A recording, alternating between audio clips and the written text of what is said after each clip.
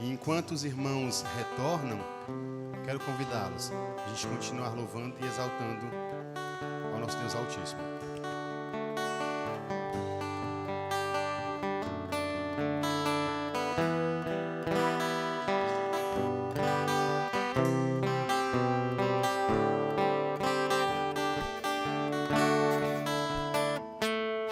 Nós vamos continuar exaltando o nome do Senhor, cantando Quão Formoso És, o hino maravilhoso. E como é bom estarmos na presença do Senhor. Maravilhoso é poder adorar esse Deus que trabalha em nosso favor, que nos abençoa, que supre as nossas necessidades. Então convido os irmãos para que a gente possa cantar essa canção, glorificando e exaltando o nome do Senhor.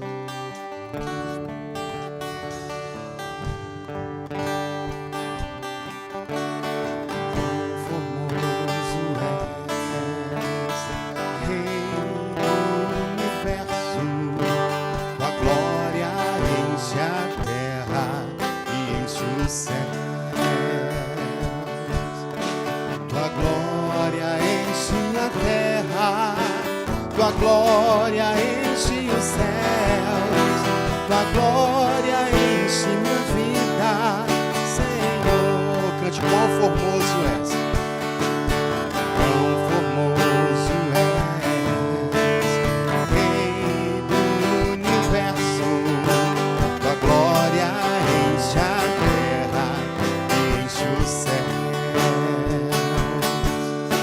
tua glória enche a terra, tua glória enche os céus, tua glória enche minha vida, Senhor. Maravilhoso.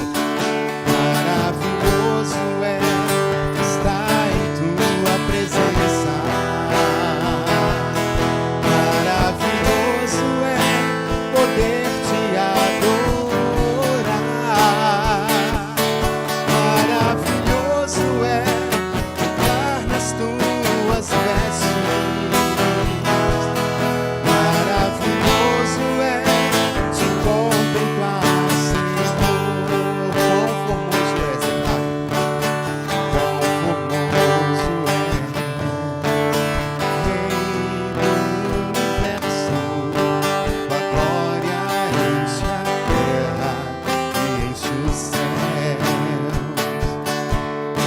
Tua glória enche a terra, tua glória enche os céus, tua glória enche minha vida, Senhor. Maravilhoso. Maravilhoso é estar em tua presença. Maravilhoso é poder te adorar. Maravilhoso é tocar nas tuas vestes. Maravilhoso é te contemplar, Senhor. Maravilhoso, declare. Maravilhoso é estar em tua presença. Maravilhoso é poder te adorar.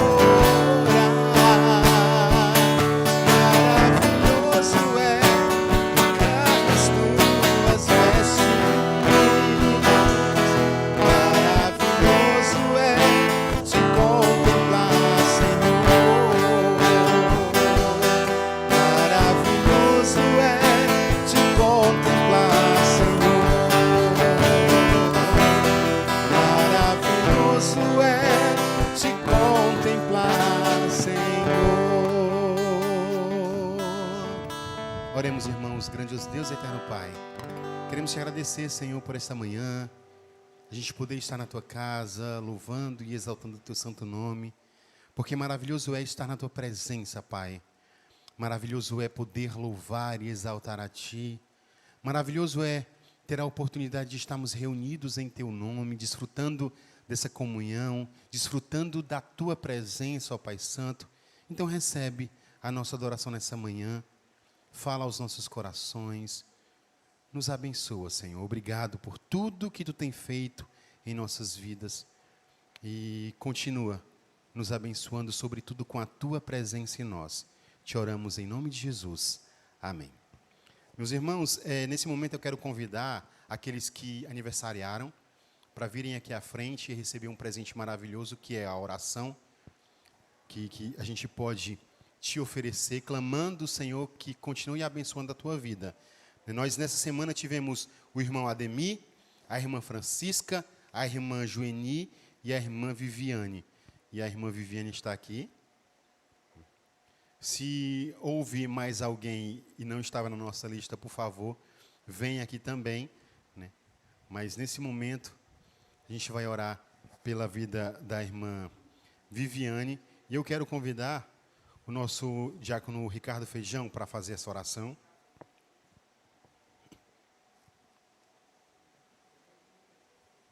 Vamos orar. Senhor nosso Deus, amado Pai, muito obrigado, meu Deus, inicialmente por estarmos aqui na Tua casa, nesse momento tão especial na nossa vida, que é o momento em que estamos Te louvando, Te adorando, exaltando o Teu santo nome. Nesse momento, Senhor, queremos unir aqui a nossa fé e orarmos em prol da irmã Viviane, esta jovem, Senhor, que tem sido uma grande bênção na Tua casa, no ministério infantil, sobretudo, que tem sido, meu Deus, ao longo desses anos, uma serva fiel, que está sempre aqui, Senhor, Te buscando, querendo Te conhecer mais e também, Senhor, crescendo espiritualmente. Abençoa a sua vida, seus estudos, seu trabalho, todos os seus planos, mas que tudo, meu Deus, seja realizado na vida dela segundo o Teu propósito, pois este é o melhor que pode acontecer na nossa vida, é nós cumprirmos a Tua ordem, nós Te obedecermos. Nós Te oramos agradecidos e rogando as bênçãos para Viviane, em nome de Jesus. Amém.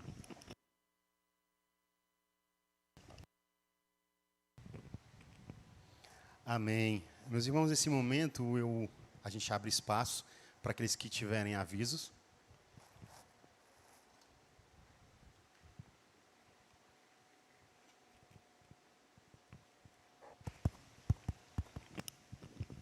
Graças e paz, irmãos, é um aviso do Ministério Evangelho e Discipulado.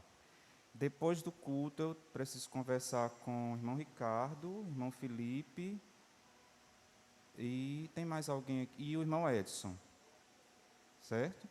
E também queria avisar para as uniões, todas delas, que não marquem nenhum evento no dia 12 de fevereiro, nem no dia 12 de março. Que aí, durante o mês de janeiro, a gente vai explicar o que é que vai acontecer nesses 2 dias, que é um evento relacionado com evangelismo e discipulado também. 12 de fevereiro e 12 de março. Inicialmente, primeiro semestre. Segundo semestre, terão outros dias também. Mais alguém? Então, não havendo mais avisos, eu quero passar a palavra ao nosso irmão seminarista Felipe Lima. Ele será o vaso a transmitir a mensagem do Senhor nessa manhã para as nossas vidas e que nós possamos estar atentos àquilo que o Senhor tem para falar aos nossos corações.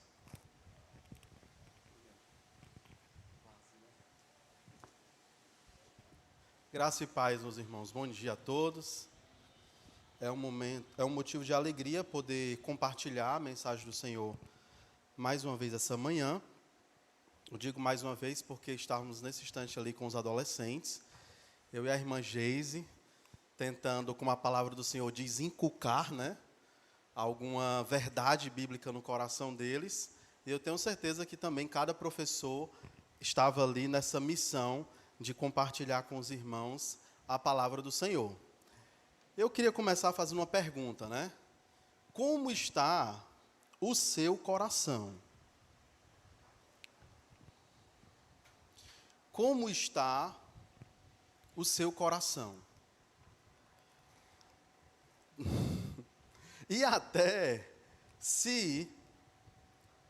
E também outra pergunta que é, como está o seu apetite? Talvez você já esteja com fome já pensando no almoço. Mas o apetite a qual me refiro é o apetite da palavra de Deus. Eu digo isso porque talvez você esteja aqui, mas você já esteja um pouco cansado, porque você acabou de sair de uma aula. Mas eu espero que o teu coração ele ainda esteja na expectativa de receber algo da parte do Senhor. Então, por isso que eu peço que você fique atento, que você esteja de fato na expectativa de, durante qualquer coisa que esteja sendo ministrada aqui, você pare e pense, o que isso aí tem a ver comigo? Talvez um erro que você cometa hoje é achar que essa palavra que eu vou estar compartilhando, ela tem um alvo de uma pessoa A, uma pessoa B. Na verdade, essa palavra, ela tem tudo a ver com você. Então, que você traga essa mensagem para si. Eu digo isso porque quando eu estava meditando e o Senhor estava confrontando o meu coração. Eu estava dizendo, Deus, vamos com calma, que o vaso é de barro. Mas que a gente possa, de fato, ter expectativas no Senhor, de entendermos que Ele tem uma palavra para o nosso coração e de que não é um momento de nenhuma forma vão do Senhor. Pelo contrário, existe algo que o Senhor quer ensinar aos nossos corações essa manhã. Eu quero citar aqui, hoje o tema que eu quero trabalhar é o tema do problema da falta de perseverança. O problema da falta de perseverança. Eu vou citar aqui algumas frases que talvez você até tenha dito elas no finalzinho do ano passado ou mesmo já no começo desse ano. Talvez você tenha começado o ano dizendo assim, esse ano eu vou fazer uma dieta. Talvez você tenha pensado e dito, esse ano eu vou ser fitness, eu vou fazer exercícios. Esse ano eu vou ler a Bíblia toda. Esse ano eu vou estudar para um concurso. Esse ano eu vou terminar a minha monografia. Esse ano eu vou evangelizar a minha família. Esse ano eu vou começar um discipulado. Esse ano eu vou e eu não sei como você completou.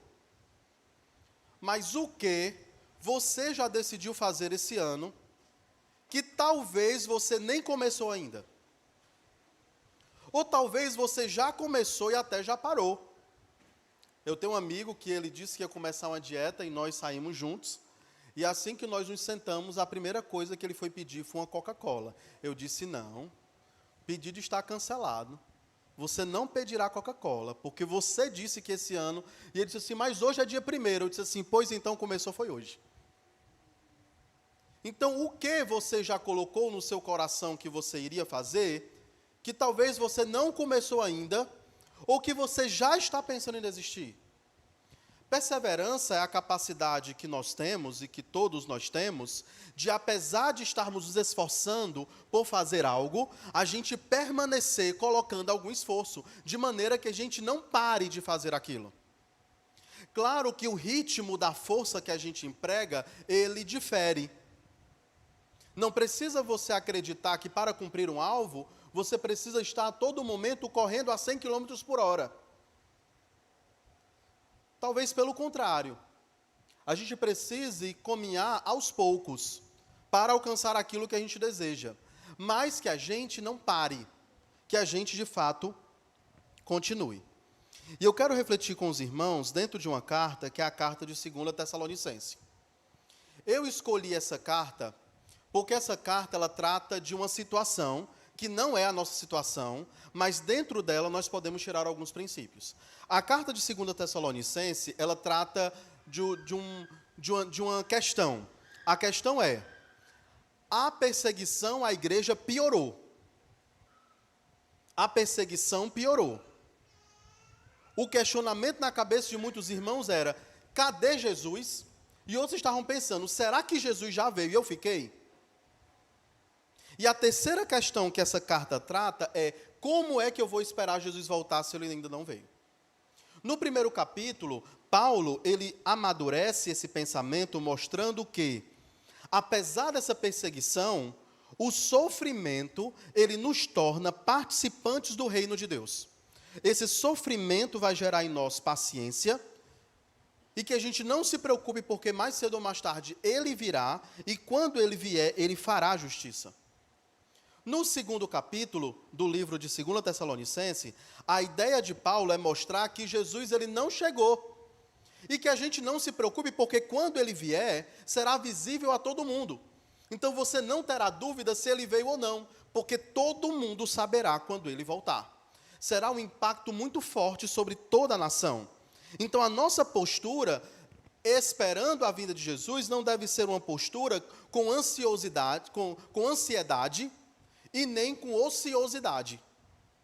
Mas a nossa postura deve ser uma postura ativa, que é isso que ele vai trabalhar no terceiro capítulo. Enquanto você espera, que você seja útil. Então, apesar do contexto que nós estamos vivendo não ser um contexto de perseguição direta, diferente dos Tessalonicenses, eles estavam vivendo essa questão de como perseverar dentro de uma situação que não era uma situação boa. Então, se a sua situação ela não é boa, se você está olhando para o contexto e parece que o contexto ele está meio tempestuoso, então essa carta ela pode ajudar você a ser alguém mais perseverante. Abra a sua Bíblia no livro de 2 Tessalonicenses, capítulo 3, do verso 3 ao verso 5. 2 Tessalonicenses, capítulo de número 3, do verso 3 até o verso 5. Diz assim: mas o Senhor é fiel, Ele os fortalecerá e os guardará do maligno. Temos confiança no Senhor quanto a vocês, de que não só estão praticando as coisas que lhes ordenamos, como também continuarão a fazê-las. Que o Senhor conduza o coração de vocês ao amor de Deus e à perseverança de Cristo. Então aqui eu já quero trazer a tese que eu tenho para essa mensagem de hoje. O problema da perseverança é um problema que está no seu coração. O problema da perseverança não é um problema situacional. Desculpa, eu não vou conseguir falar essa palavra não. Situacional. É isso? Se não for, vocês entenderam. O problema da perseverança, ele não está na situação que me rodeia. O problema da perseverança, ele está alojado no coração. E aqui é interessante esse texto, porque ele pode nos trazer uma certa coerência teológica de uma grande discussão que há na teologia. Há uma discussão sobre a soberania de Deus e a responsabilidade humana. Muito bem, Deus é soberano. Mas e aí? Qual é a minha parte no processo de viver a vida cristã? Então, o verso 3, ele parece nos destacar qual é ou como a soberania de Deus, ela age nesse processo de perseverança. O verso 3, ele diz assim: mas o Senhor é fiel, Ele os fortalecerá e os guardará do maligno. Então, duas coisas que o Senhor fará por você é te fortalecer e te guardar.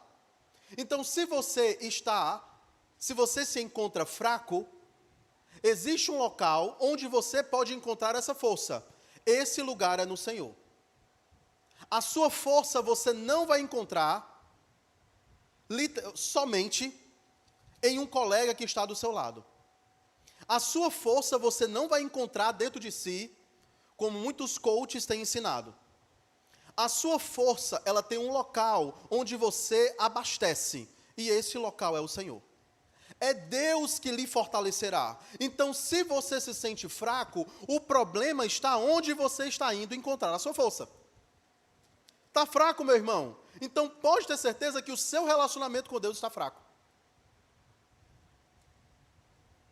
Mas você pode estar passando por 1 milhão de problemas. Se o seu relacionamento com Deus está bem, você se sente forte.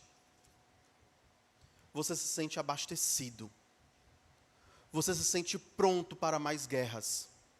Então, a expectativa, ou a responsabilidade, ou a soberania de Deus, ela age no coração do cristão, o fortalecendo e o protegendo. No verso 4, ele vai destacar a nossa participação nesse processo. E aí no verso 4 ele diz: Paulo está dizendo: nós temos a confiança no Senhor quanto a vocês, em duas coisas.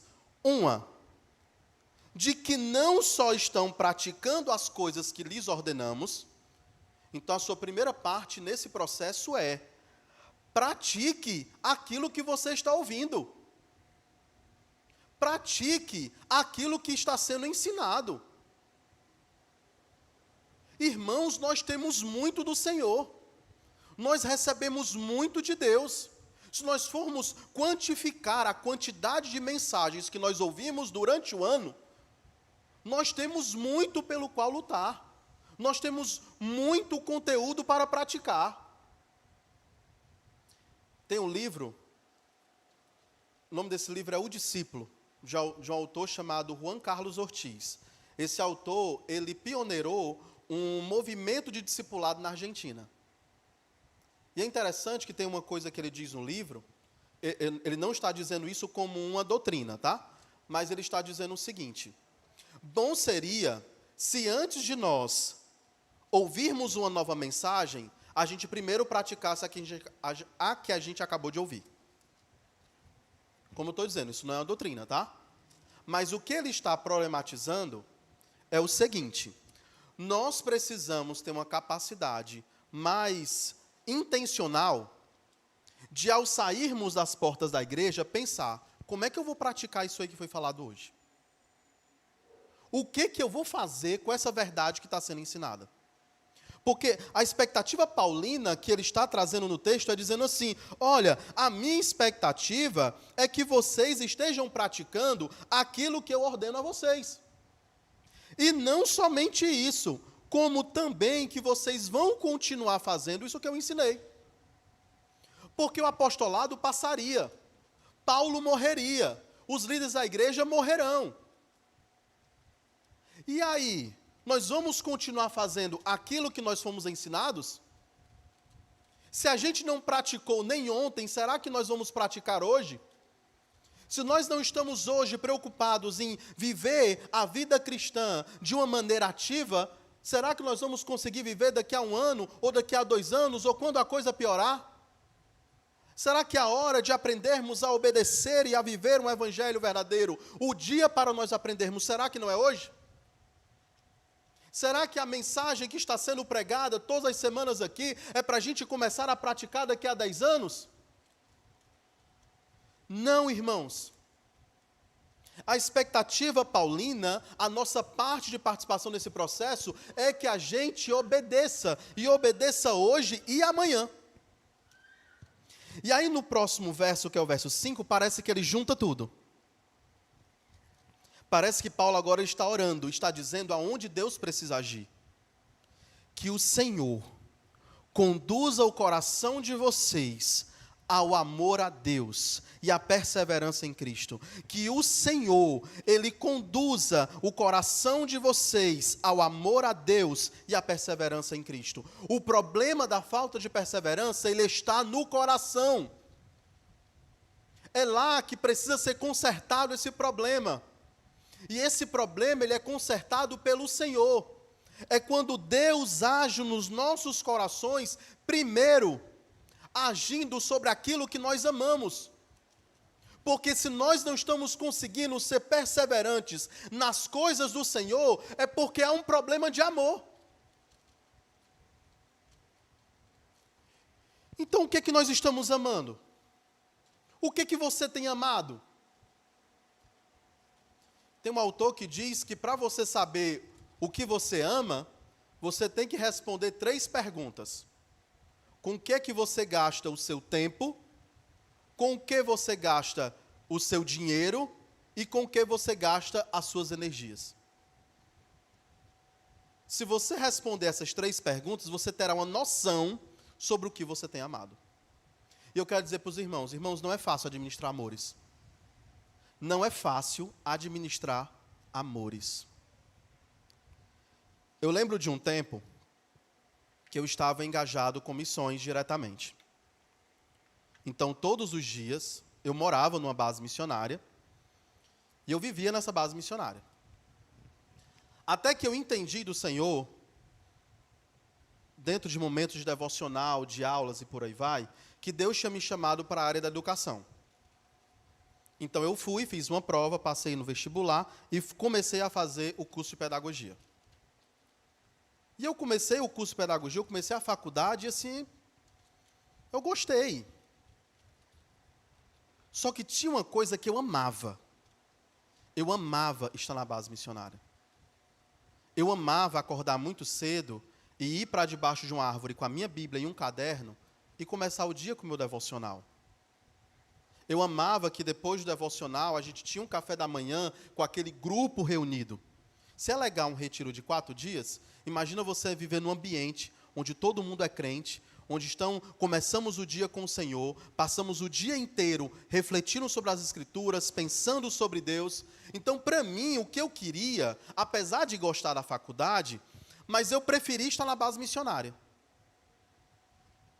E eu precisava, alguns dias da semana, estar lá, agora que eu passei na faculdade, e outros dias da semana eu estava na faculdade.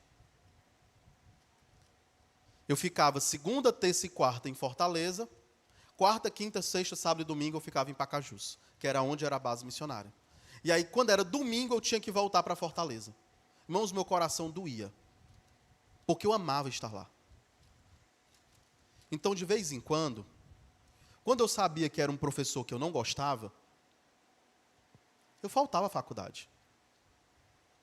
Quando ia ter uma viagem para algum interior, para se passar 2 semanas fazendo um projeto de evangelismo em uma comunidade, eu faltava 2 semanas de aula. Sabe por quê? Porque é difícil administrar amores. Eu me tornei uma pessoa inconsistente. O que é uma pessoa inconsistente? É a pessoa que diz assim: hoje eu vou estar na faculdade, amanhã eu vou estar na igreja, depois de amanhã eu vou estar com a minha família. E hoje ela vai ficar na faculdade, depois de amanhã na igreja e no outro dia na família. Uma pessoa consistente é uma pessoa que não fica manipulando o seu tempo para atender aquilo que é o seu gosto, porque ela entende que ela fez compromissos. E aí, apesar de achar, inclusive, as coisas que eu fazia na base muito mais importantes que a minha faculdade, eu precisei ser confrontado com o Senhor, que Ele tinha aberto uma porta para mim na faculdade e que eu devia fazer direito. E que eu não devia fazer de qualquer jeito. E que era errado eu ficar faltando à faculdade para atender outras demandas. Porque eu tinha feito um compromisso de que eu estaria na faculdade e eu entendia que eu estava lá porque Deus tinha dito para eu estar lá. Eu não estava lá por uma questão financeira. Ninguém vai fazer um curso para ser professor para ganhar dinheiro. A pessoa faz um curso com professor porque ela entende que tem vocação. É só por isso mesmo. Então, irmãos, não é fácil administrar amores. E aí o meu conselho para você é: seja consistente com aquilo que você assumir.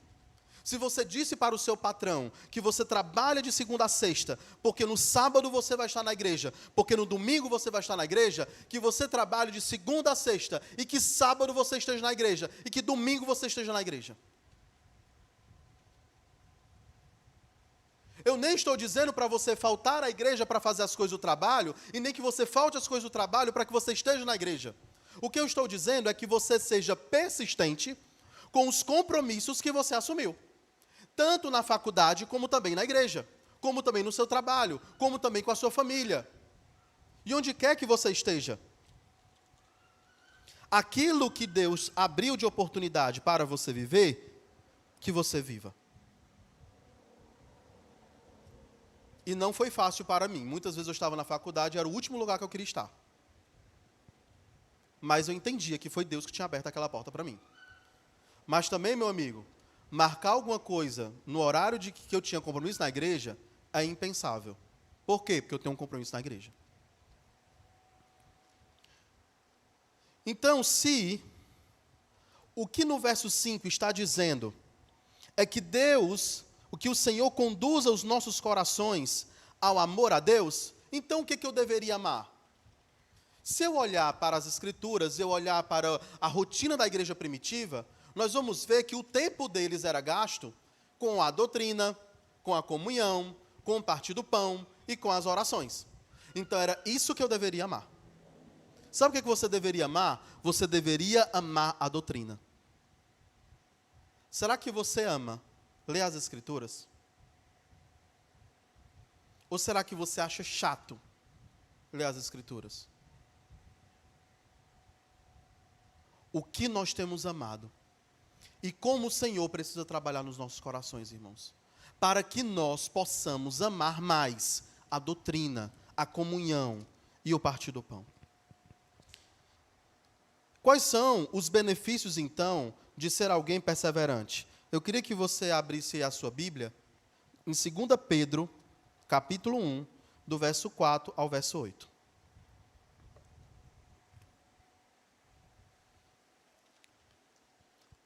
Eu vou ler do verso 4 ao verso 8, que diz assim: por meio delas, ele nos concedeu as suas preciosas e muito grandes promessas, para que por elas vocês se tornem coparticipantes da natureza divina. Você quer ser coparticipante da natureza divina? Tendo escapado da corrupção das paixões do mundo. Eita, cuidado com aquilo do mundo que você tem como paixão. Você precisa escapar dessas corrupções. Pode passar.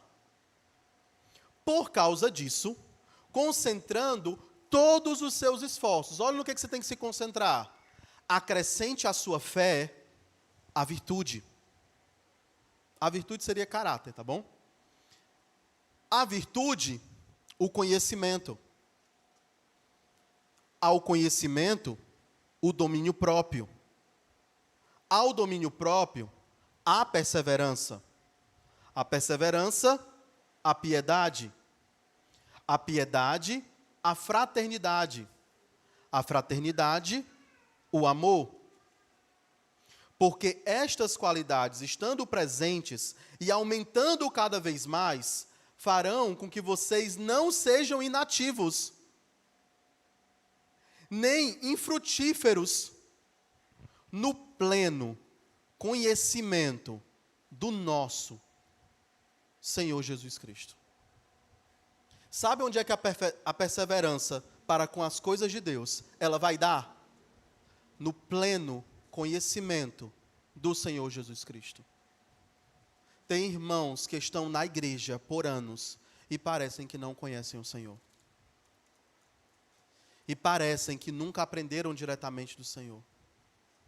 Que parecem que não conseguem desfrutar de um tempo qualitativo com o Senhor, ao ponto de você ter a convicção de que você teve uma verdadeira aula, uma verdadeira instrução, um verdadeiro momento fraterno com o seu Deus. Nós precisamos de perseverança, irmãos, para termos o pleno conhecimento do Senhor Jesus. Outro texto, Romanos 5, do verso 3 ao verso 5. Um outro benefício da perseverança. E não somente isso, mas também nos gloriamos nas tribulações, sabendo que a tribulação, ela produz perseverança. A perseverança, ela produz experiência. E a experiência produz esperança. Uma outra coisa que a perseverança ela leva à esperança. Ela leva à expectativa. A expectativa daquilo que nós temos no Senhor. Se muitas vezes nós vivemos frustrados porque colocamos expectativas nas coisas do mundo. Mas quando nós colocamos as nossas expectativas no Senhor, Ele nunca, irmão, nos deixa frustrados. Eu não estou dizendo que Deus nos dá tudo aquilo que nós pedimos. Não, eu estou querendo dizer que quanto mais nós conhecemos o Senhor, mais nós sentimos que Ele basta e que nós não precisamos de outras coisas. É impossível se frustrar no Senhor. Ser perseverante nos trará esperança. Texto de Tiago, capítulo 1, do verso 2 ao verso 5. Tiago 1, do verso 2 ao verso 5.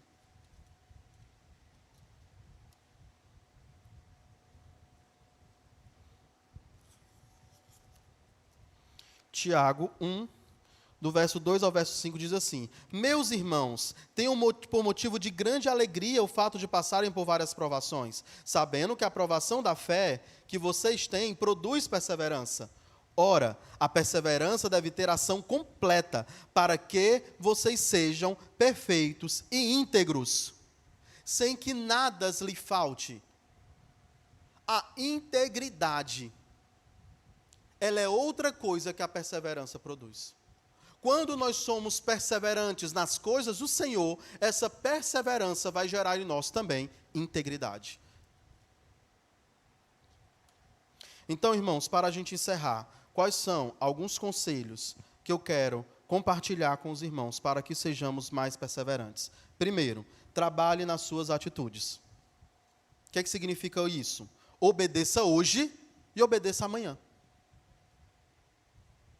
Eu não estou preocupado se você vai obedecer o ano inteiro. Só se preocupe em obedecer hoje e esteja comprometido que amanhã você vai fazer do mesmo jeito.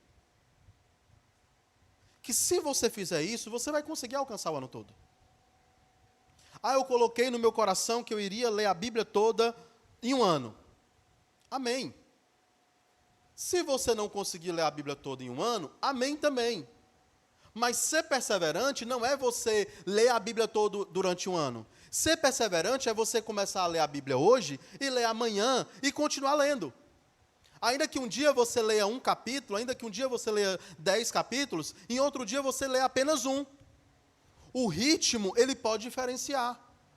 Mas ser perseverante é você continuar agindo. Ainda que você já esteja colocando esforço, você continuar agindo, continuar dando passos. É você não parar. Então comece trabalhando nas suas atitudes. Segundo conselho, afaste-se dos maus exemplos. Uma coisa que atrapalha a nossa perseverança são os maus exemplos. Se você continuar lendo o 3º capítulo de Tessalonicenses, você verá que ele vai fazer denúncias, ele vai dizer assim, olha, sai de perto de pessoas desequilibradas. E segundo, saia de perto de pessoas intrometidas. E detalhe, ele está falando de irmãos. Ele até diz assim, não trate eles como inimigos, porque eles são seus irmãos. Mas não deixe que o seu foco seja perdido por causa deles. Nós precisamos, irmãos, ter uma certa coerência nos relacionamentos. Existe momento da gente se aproximar, como existe momento de se afastar. Eu estava dizendo isso hoje para os adolescentes. Cuidado com seus amigos. Se eles que estão influenciando você, ao invés de você influenciar eles, é momento de você se afastar um pouco, se fortalecer em Deus, para que você mais uma vez se aproxime dele, para evangelizar e para influenciá-lo. Não é para você tratar como inimigo, mas não permita que ninguém tire você do foco. Tem gente que perde o foco por causa de um namoro. Tem gente que perde o foco por causa do emprego. Tem gente que está perdendo o foco por causa de uma faculdade. Qual é o seu foco? Eu queria que você respondesse para Deus. Parece que às vezes há uma certa dificuldade em entendermos quem é o Senhor das nossas vidas. Será que nós tomamos decisões colocando-as diante de Deus para responder o que é melhor para o reino de Deus? Porque parece que por vezes a gente só responde as coisas o que é melhor para mim. Não, o que é melhor para o reino de Deus?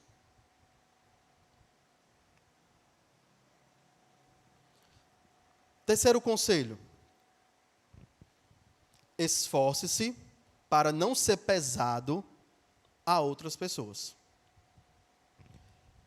O texto, ele está falando numa ideia de que muitos irmãos, eles pararam de trabalhar porque achavam que Jesus ia voltar amanhã. E Paulo escreve essa carta, inclusive, para bater nessa ociosidade que eles estavam vivendo. Nesse sentido, é muito importante que o cristão não seja espiritualmente ocioso. Ou seja, na igreja, irmãos, nós precisamos servir. Irmão, eu já sei disso. Graças a Deus. Na igreja, nós precisamos servir.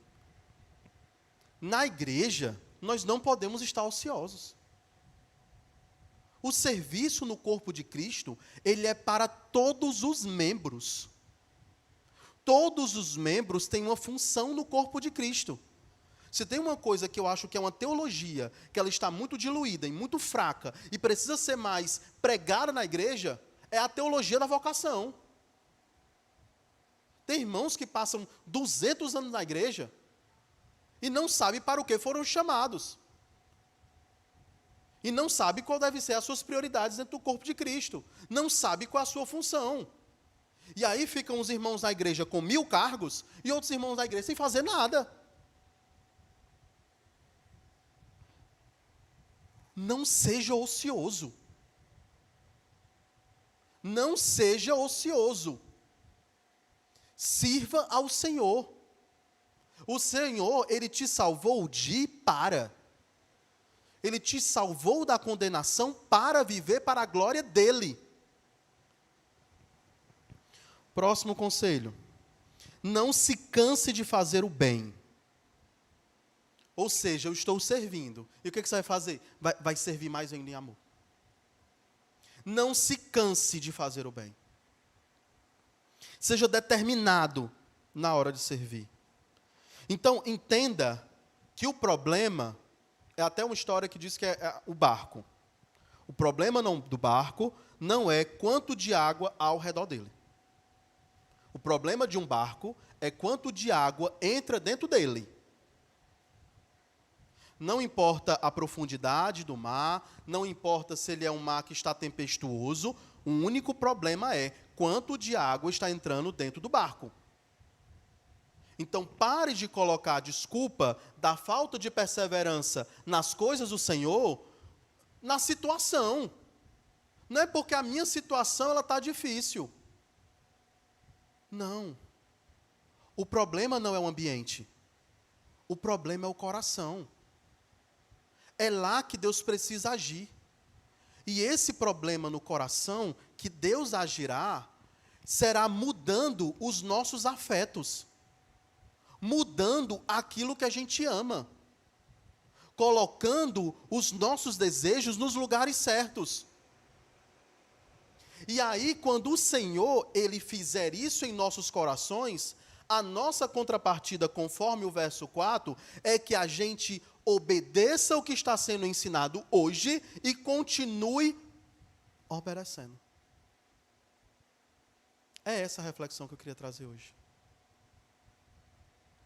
Talvez o que nós precisamos, irmãos, é encerrar este culto orando ao Senhor pelos nossos corações, pelos nossos amores, para que a gente possa viver no reino de Deus de maneira perseverante.